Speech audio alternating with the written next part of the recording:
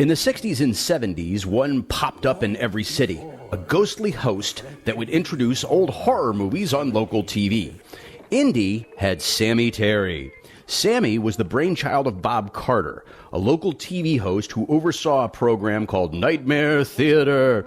Sammy would talk up old sci-fi flicks and B-movies while bantering with a rubber spider named George. Before he died, Carter passed the torch to a new Sammy Terry, his son, Mark, who told Boomer TV, in character, about the early days of Nightmare Theater. In fact, it was 1962 when Sammy Terry first came to WTTV. It was originally supposed to be only a 13-week engagement. It was a schlock furniture store's grand opening, and they needed someone to host their horrible scary monster movies. And they elected me to take care of that feat for them.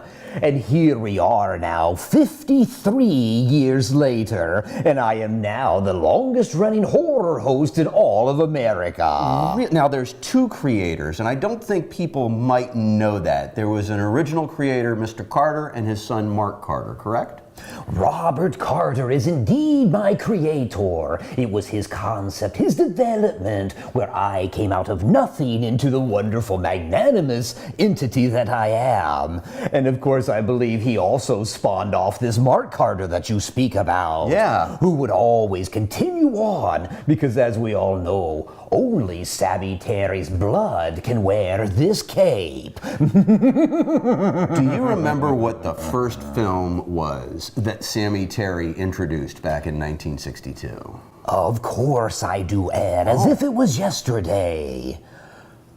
The great classic, The Mummy, was my very first film that I brought to Hoosiers here. In fact, we had all of the old Universal films in that very first Hollywood release.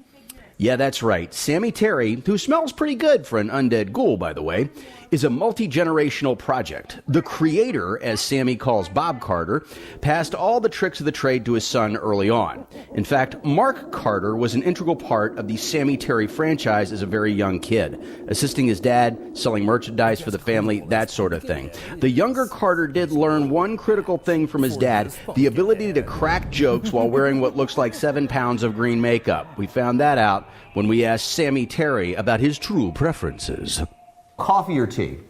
Oh, I always like my type O cocktail. No coffee or tea for me, please. Boxers or briefs?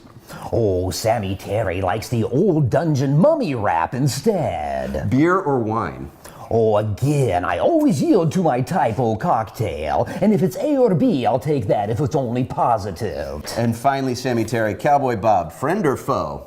Cowboy Boob had directed my program all throughout the 1980s. So Cowboy Boob, and I'm the only one that can call him such. He is a great fiend of Sammy Terry. In fact, he's on one of my DVDs available on my website. It's the Little Shop of Horrors. He came in with his little hot dog that we roasted on our barbecue later, and he sang some songs and told some of his wonderful chuck wagon trails. So Cowboy Boob is a best fiend of Sammy Terry. Sammy, it's been a pleasure, and I appreciate the opportunity to get out of here alive. Thank you very much. It has been my horror, and we'll see if you make it out alive.